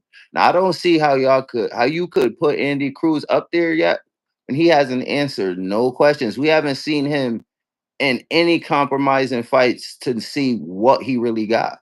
He's walked over everybody he's fought, like pretty much. In one of his fights, he fought one dude. It was that fight on the Terence Crawford undercard. The fight where Terence fought Madrimov. I can't remember the opponent. A journeyman that a lot of them fight on their way up. I can't remember his name. But if you can remember that card, if anybody in the chat remember that fight, dude hurt him in that fight, which that's a part of boxing. But he hurt him before Andy got him out of there. Andy's good, but y'all ain't seen enough from Andy to think that he could just beat a tank or beat Keyshawn. You maybe ain't seen enough. I seen enough. I seen enough. I feel like I seen enough. You pick him over Tank? That's crazy. That's crazy. Do you not see how Tank is actually a good boxer? He's not just power. Did you watch Tank Davis versus Lamont Roach? Okay, right. Of course, we all did. I guarantee you, Andy Cruz smokes Lamont Roach. Easy work. Guarantee you. Guarantee you. Easy. My goodness. My goodness. Easy, easy, easy, easy. Easy. I don't. What did you see? What did you see that I didn't see? Doing is that you're basing Andy Cruz's skills based on his resume. And that's a faulty way because if you base it off of that, with that logic, every time a guy with a good resume fights a guy that's coming up, they're gonna win. They would have a 100% win percentage because they have a better resume. Better resume doesn't mean that you're gonna beat the guy that doesn't have it just yet. of my assessment on Andy. It's not everything. I mean, I haven't seen great defense neither from him. Oh, Andy Cruz has one of the lowest connect percentage on him in boxing. He's one of the least hit fighters, my guy. Who are you fighting that could get to But you? but but but I'm gonna tell you, at one moment you pull back the resume and then you put it back on. Like, Say you can pull out the resume, but at the end of the day, the resume doesn't win fights. If it was like that when Abdullah Mason faced a champion, he's gonna lose because that champion got a better resume than him, right? It's not like that. The resume doesn't dictate what's gonna happen in a head-to-head match. We know that the triangle theory doesn't work in boxing. There's a middleweight. so how many times do we see someone who we think got the goods, like Morrell? Because I thought Morrell had everything, right? Him versus So him versus Benavidez, I was worried for Benavidez. I favored him, but I knew this was a close fight. But now we see Morrell's last fight. People say he lost. They think he lost that fight and he got gifted a decision. So, and they're both from Cuba. It's funny we're talking about Andy and Morrell. And you can go back and you see that it happens a lot. There's people that said that Madrimov beat Crawford. Of course. And this guy didn't beat Morrell. And this guy didn't beat Morrell. Same But the deal. Same deal. But listen to this. Listen to this, though. I brought up Crawford and Madrimov to tell you that when you have a star fighter and they get touched up more than what we're used to seeing them hit, right away the haters come out and say they got beat. He got beat. He got beat. He got. Look at that. Look at Devin Haney and Lomachenko. We're not used to seeing Devin get hit that much. So what the haters say right away? He lost. He lost. He lost. So as soon as a star fighter get touched, you're gonna see a crowd saying that they lost. Those are the same people that was rooting against them already. True, but what I was trying to say is that when we see a young fighter full of talent that we think is ready for that the best level, the highest level, how many times have we seen them go up there too early and lose? Like we see this. I'm trying to think of some examples so I could give you, but you probably could think there's been plenty of times where you put the young phenom on that level and he does not pass the test. We see this. I'm gonna have to think of some examples. I don't know why I'm No, going no, I'm blank. gonna show you something, bro. Understand? Andy Cruz is 29 years old. What is you talking about? Too young. Dude is 29 years old. Experience. He beat. So now that because I'm gonna debunk that for you. I'm gonna debunk that for you. This is important that you hear it. This is important that you and the entire American boxing fan base hears it. American fans have a very erroneous perception on amateur boxing because amateur boxing is handled differently in the US than what is handled on the world scale, right? In the US, if you're 18 years old, the moment they see that you got a little bit of talent, they already signing you to a contract and you're already trying to make some money. What you don't understand, my guy, when you say he don't have professionalism, this dude been training since he was 21 years old with professional fighters. Cubans that you see fighting in the amateurs, going to the Olympics, these dudes are basically professionals fighting in the amateurs, bro. So while you thinking, nah, he's just this dude been listen. Andy Cruz been training with professional fighters a lot longer than guys who've been professional before him. Said that them bright lights is different when you under them lights. Already been under the lights and shown us what he about. He a world champion, man. He a reigning champion. But like, Be a champion. He like an intern. I don't count intern. Man. He gonna be a champion, but he not a champion yet. He's Yeah, he's gonna have a full shot versus Martella. Yeah. He answer. He's supposed to fight Martella, and I favor him in that fight. But I'm just saying, yo, I see. Your focus so far on Andy Cruz is that he doesn't have the professional, like doesn't have the experience, but skills. You Lie. she hasn't been tested. So all of your perception is based on speculation. That's all I'm saying. Tested, I don't really know. I don't It's all about speculation, right? Opinion based off of Where facts. where skills take my speculations. Because you seem to not be using his skills, you're just speculating in a way of, oh, he's probably not going to, he can't.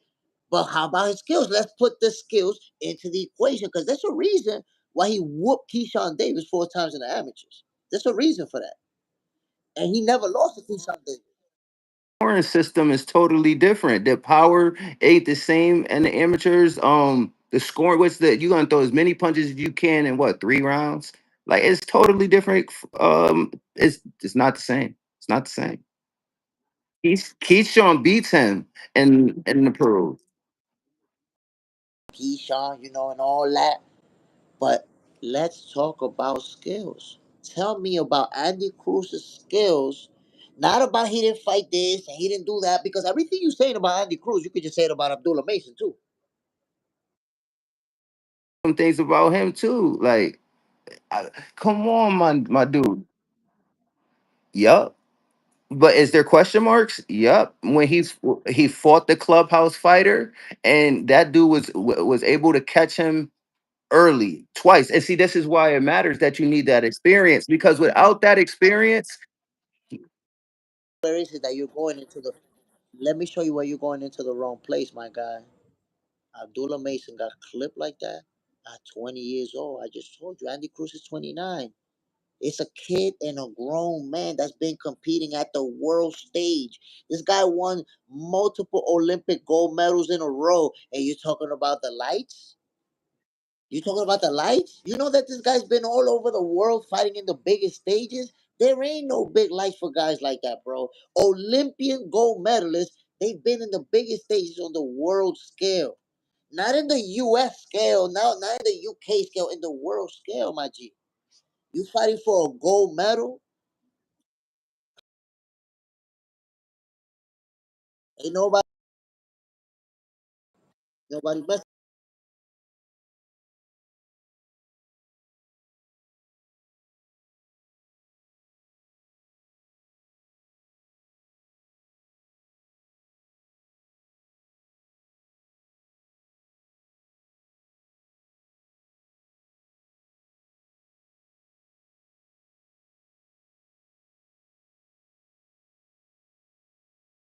Time frame where none of them was fighting each other either. Because that's not fair. None of them was fighting each other.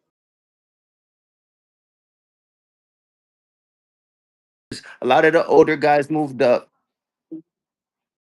Tank Davis at 35 right now. Tank a knock. Like he Tank. knocked out Lamar Roach. Like he knocked out Lamar Roach. Yo, you under Lamont Roach is gonna will be Indy Cruz That's different too. than Andy. I promise you that we go to the tape, any fight you want, and Lamar Roach get hit more than Andy Cruz. It's not even close, bro. Listen. Andy Cruz, his opponents are amongst the lowest connect percentage in boxing, bro. This dude don't get Why? Who's he fighting? I see why. okay. To tell you, Shakur has the lowest percentage. Are you gonna say that same thing? Shakur, I see the defense, and I see the defense first mentality from Shakur. So I can understand why it's like that with Shakur. And he's Thing. oh yeah, that tells you how great he is. Not only he stood in the pocket and still like neutralize. That's just he's great. Come on, he's on another level. Because you acknowledge that he's able to stay right there and still do it. He's able to still do it from point blank range. Did it in his last fight. The top five in 35. He top five. You haven't told me that Andy Cruz has a bad jab, or that his hands are slow, or that his footwork isn't elite. You haven't really given me anything about what we see that he can do in the ring. You're mostly just speculating, like, oh, he's probably not gonna be able to. I give it to you. I give it to you. Yo, That's true. I'm trying speculation by telling you, bro. Andy Cruz. Look at every tape. Look at his historical data. Look at everything about him. He's cut from that cloth. I just think it's a little early, but you're right. I don't have nothing. Know that he beat Keyshawn Davis all those times in the amateurs, right? And now he's a professional. And for some time, they were in the same weight class because now we know Keyshawn Davis is moving up, right? But they were both at 135 at the same time. When he became the international, intercontinental champion, whatever that belt is, he called out Keyshawn Davis right away. And what Keyshawn Davis said, he look, his slogan for Keyshawn Davis is "I'm Keyshawn Davis' daddy. I'm his daddy." Yeah. And I promise you, he's gonna keep pressing that button until that fight happens. He's not gonna stop. He's gonna keep pressing it, pressing it, pressing it, pressing it, and they're gonna build a fight, and it's gonna end up happening.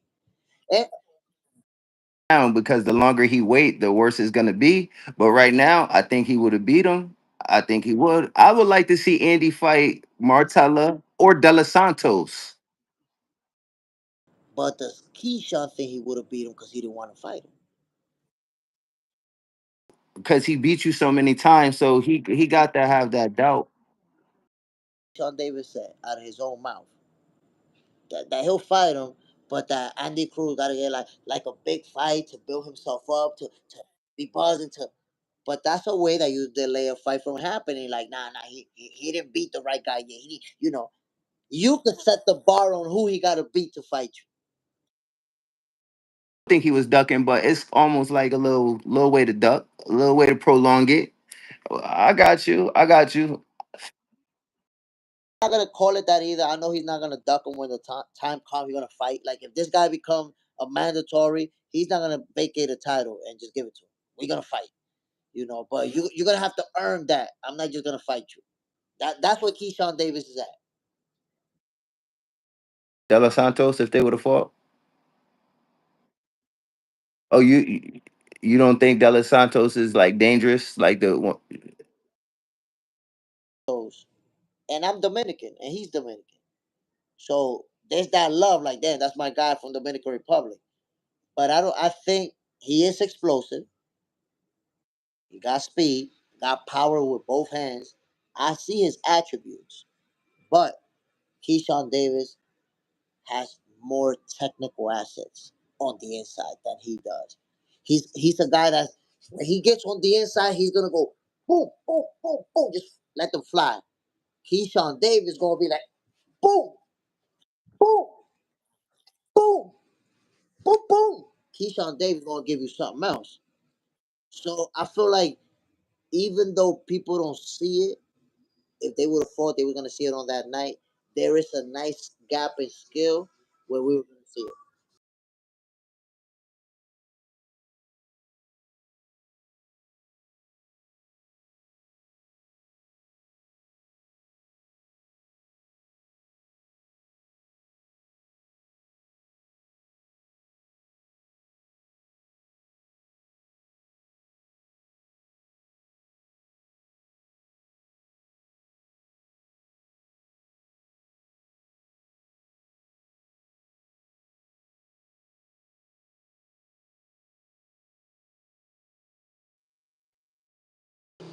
He, at some point during training camp, they realized that they was not going to make weight. And that's it. When you know you're not going to make weight, you just try to get as close as you can. And they realized we're not going to make weight. Fuck it. Let's just do the best we can, and we're going to have to leave the division. You could have went to his team and been like, "Yo, this what we got going on," and figure something out. The closer you get to the weight, the less money you got to pay up. So if you're over by 10 pounds, you don't want to talk about it yet because what we're gonna give you $10 million, like something crazy. So they want to get as close to the weight as possible, and they will negotiate based on that number. But I'm gonna tell you what. Look, that was possibly the best outcome, not for the fans, but for the fighters. You know why? Because what if, number one, you have a Keyshawn Davis who shows up come fight night, and after being 4 pounds over, and give this guy a brutal beating, hurts him badly, send him to the hospital, maybe worse, if you know what I mean. Then we're gonna say, damn, that's messed up. Why they let this guy fight when he was 4 pounds over, right?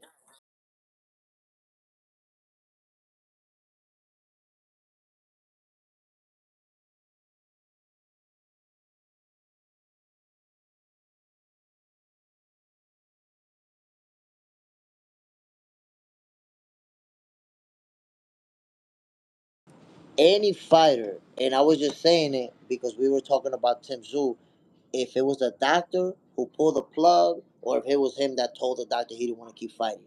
We couldn't really figure that out. I thought that the doctor was just checking him out and saw him like slurring the way he was talking from them punches and just said, nah, he can't go. But some people are saying, speculating, that it was Timmy that told him he didn't want to keep going. So I just want to say, we have to change that culture where boxing fans think that a fighter has to fight to the death. That if you give up, you're a bum. If you quit, we're gonna laugh at you forever because you quit. We have to change that culture. You know why? Because at the end of the day, yo, when you have that mindset, like you gotta kill each other in the ring, you forgetting those are human beings, bro. They not animals. When they step up that ring, they got kids, they got a wife, they got a family, they got a home, they got bills to pay, and you want them to fight to the death? In a real fight, let alone been in a boxing match. So they don't know. It's real easy to say, yo, fight to the death, but Yeah, you for ain't getting hit. that. Say me as somebody that's been in. Let me tell you something about my experience, my brother. I only had one professional fight, right, which I lost. It was a 4 rounder. Only 4 rounds. I want you to really think about this. It was 4 rounds, and it was competitive. I dropped him in the third, and with 10 seconds to go, he dropped me in the fourth. I got up at the time right now, so I couldn't do anything else. The fight was over right there. So it goes the distance. We both drop each other. He wins by decision. Guess what? Boxing fans who were there, they just saw two guys, lower level guys. Neither one of us is elite like that. They just saw two guys fighting each other for 4 rounds, and that wasn't a big deal for them. But guess what, my guy? Guess what? I had headaches for a whole week. Real bad headaches. I was throwing up for like 3 days after the fight. Everything just throwing up. Headaches and throwing up. My my shit was swollen, my eye was swollen, and even after it went down, the swelling, I felt the pain like in the bone in my forehead. Mad pain. Like when I was laying down and I would turn over, I would feel mad pain in my head. So what I'm trying to tell you, only a 4 rounder, my peoples. It took me more than a month to be back to normal. More than a month, my guy. Now you try to imagine a guy taking a pummeling for 10 and 12 rounds. What that does to a body, what that does to a man. And you sitting there saying, don't quit, keep fighting, you bum. You don't know that man could die from that shit? Preaching right now. I hope the chat is paying attention to that because we people really was dragging Devin, and I felt like he showed incredible heart that night for getting up off the canvas to keep fighting Ryan. Look, I was actually mad as hell with Bill that he allowed his son to take that type of beating. You don't know that type of beating like that could leave your ass punch drunk, fuck your whole shit up that you never be the same again. You gonna let your son take that beating over pride because you don't want to say Ryan stopped us? Come on, come on, man. That wasn't necessary. You saying that? What if Devin and his father had conversations prior, and he told his father how he feels, like I'm a warrior, blah blah blah. Now. And I'm not gonna try to force him into boxing or anything like that. He might get into it just because he sees me. He likes it because he sees that I watch it, that I call it. But if my son was to get into boxing and we have a conversation where he tells me, yo, don't throw the towel no matter what. Bro, as soon as I think that he's in danger, I'm throwing in that towel. I don't give a fuck what you say. I'm throwing that towel because that is the thing. The point of a fighter having a good team is that that good team is supposed to defend you from yourself. Because as a fighter, your instinct is to keep fighting. There's supposed to be somebody in your team that's supposed to say, no, you can't keep going. Because from the outside looking in, that beating looks different, bro. When you in there, I'm gonna tell you like this: the hardest punch that I ate in that fight was a straight right hand. The hardest punch that I ate, and this is no exaggeration, my guy. I did not feel that punch at all. I didn't drop. It didn't wobble me. I didn't drop it. Didn't wobble me. I did not feel it. So when you never been in the ring, you have this perception like, damn, that's gotta hurt. No, my adrenaline was going. So when I ate that shot, I didn't even realize that I got hit that hard. I realized that when I sat down in the corner and I felt my shit swelling up, oh shit. And I felt like when they went like that on my face with the Vaseline, I like, damn, that punch really hit me hard like that. But when it landed, not a shred of pain, brother. I never been a boxer, but I got shot when I was younger, and I didn't trying to get away from that situation. I didn't feel it. I felt like a vibration, but I didn't really feel it. And yeah, it wasn't really pain. But later on, the next day or that night, yeah, it was the worst. But at the moment, I'm telling you, when I got hit with the hardest shot of the fight that I got hit in, I didn't feel nothing. It was right there.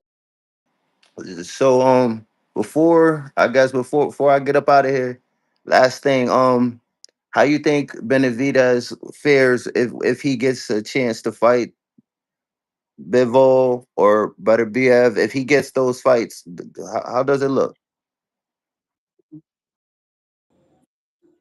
Oh no, listen. Number one, better BF. He's 40 years old.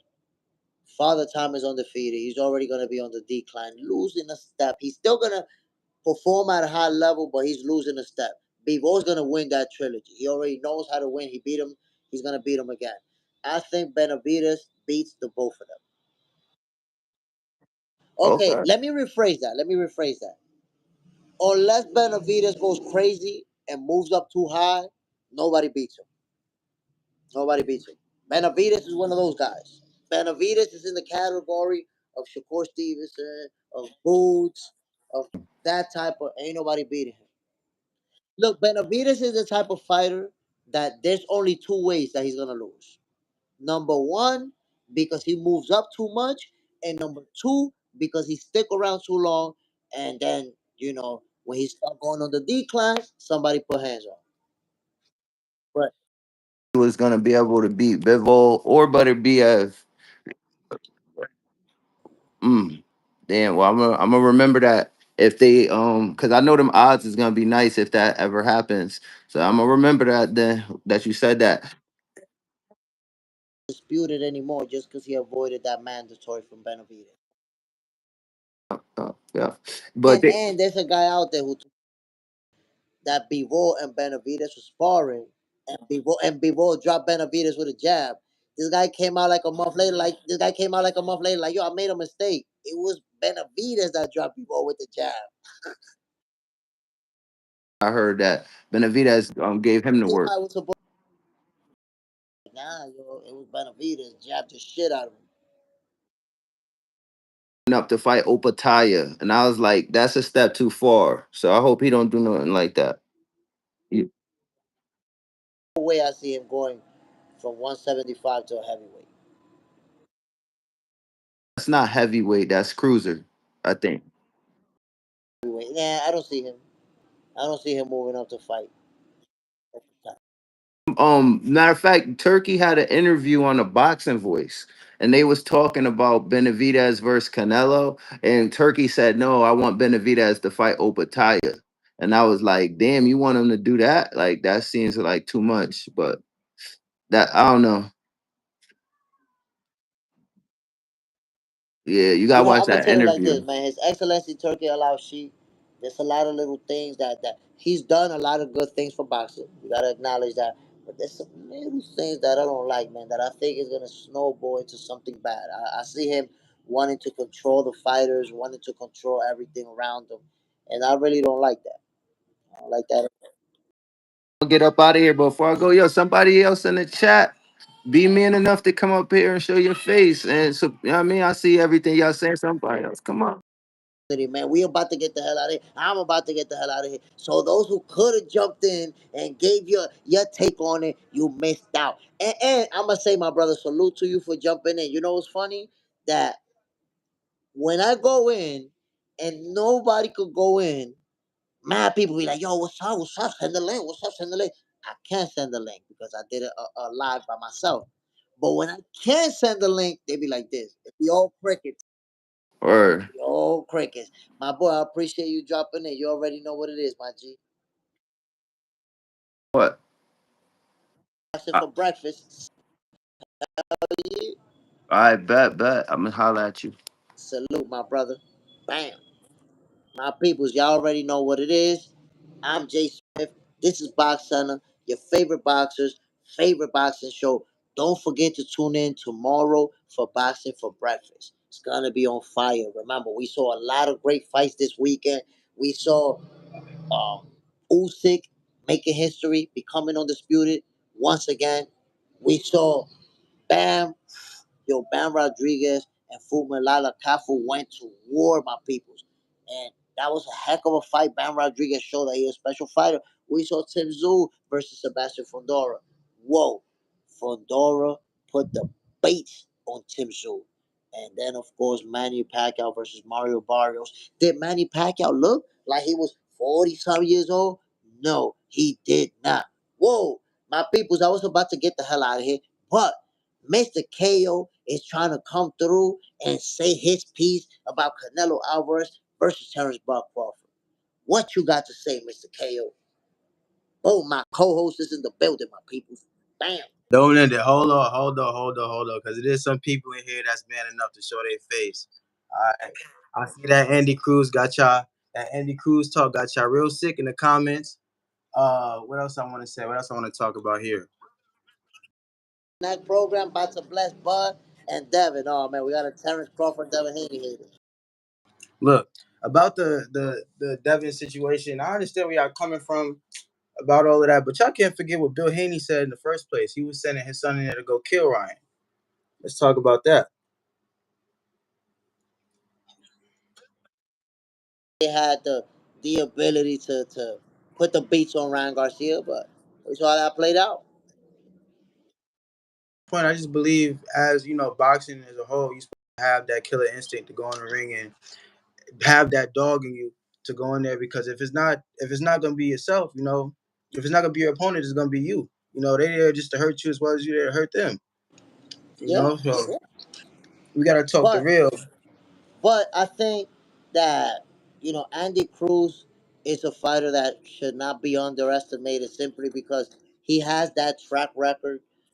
As an Olympian, he has that pedigree. And as a professional, we've seen what he's been doing.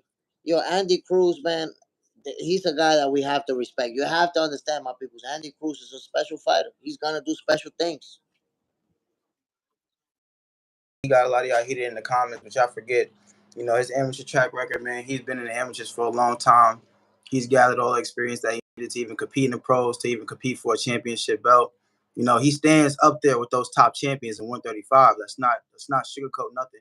You can't tell me nobody else in 135 that beat Andy Cruz other than any other champions, top champions that you could probably say, oh, Tank Davis, that he could beat Andy Cruz. I believe so. Look, people sleep on Tank. Look, I mean that we may not ever see that fight happen, but look, let's keep it a buck. We know what Tank, Tank got a low punch output. He got some high ass accuracy. He can punch. Tank got that one. You don't know, and look, you don't know nobody else at 135. They got that one punch power. You know what I'm saying? You can't name nobody else at that weight class right now that got one punch power that could change the course of a fight. You can't do it. Who? Kurt Scooby? Scooby? Who did he fight though? No bullshit. Who did Kurt Scooby fight? He'll put you to sleep. He don't even look like a 135 pounder, dude. This don't look like a welterweight. little weight class like that, he know he need to be up at some welterweight with that damn physique he got. That shit hurting He's him. I making know it it is. It's like a bodybuilder. that weight is hurting him, bro. Let's keep it a buck. That weight is How is hurting. it hurting him? He's displaying one punch knockout power at that weight. Yo, man, I don't see like I ain't really see too much. I ain't It's see. like one left hook. Nah, If I'm not mistaken, didn't he just recently lose to a can? Nah, like for he's a good real, like who fighter. was that dude he lost to? I can't even remember the dude that he lost to. Was that a He's a step good up fight? fighter. One of those dudes that we don't really know like that who can fight though. The dude can fight. Was that a step up fight that he lost? I just want to know that. That's neither here nor there. Yeah, okay. So that's what I'm trying to say right now, yo.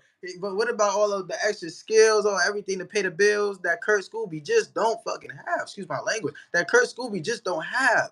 You know, I don't see much from Scooby.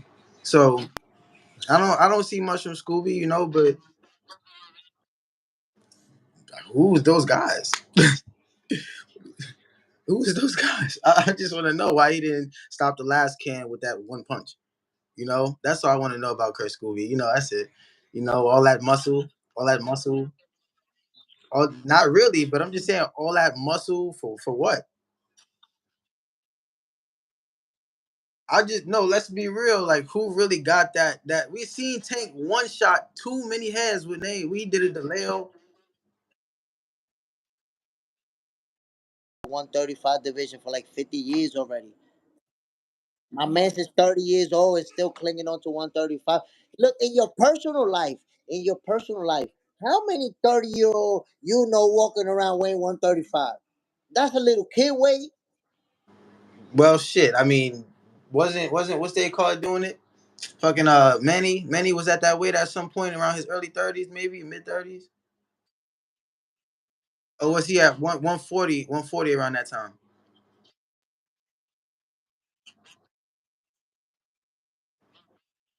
Yeah, okay. You possibly has one punch power. Yeah, like I'm just saying, like the real one punch power, I believe, belonged to Tank Davis.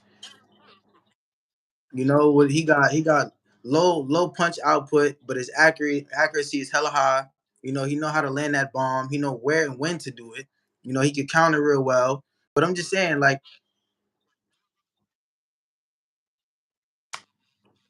but I mean, if it's anybody that could beat them two, it is Tank. I don't.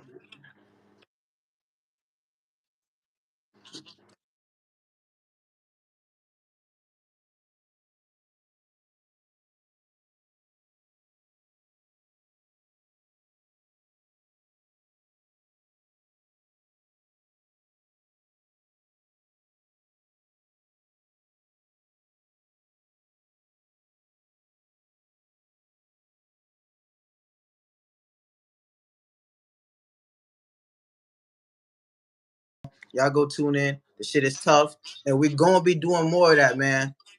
We're gonna be doing a lot more than that. Y'all definitely tune in to that red coin. Y'all tune in. Look, y'all gonna love it. Y'all gonna love it. I look, man. It is what it is. Blame Bill Haney. Blame Bill Haney. I'm out of here. I'ma holla at y'all. Y'all know the real.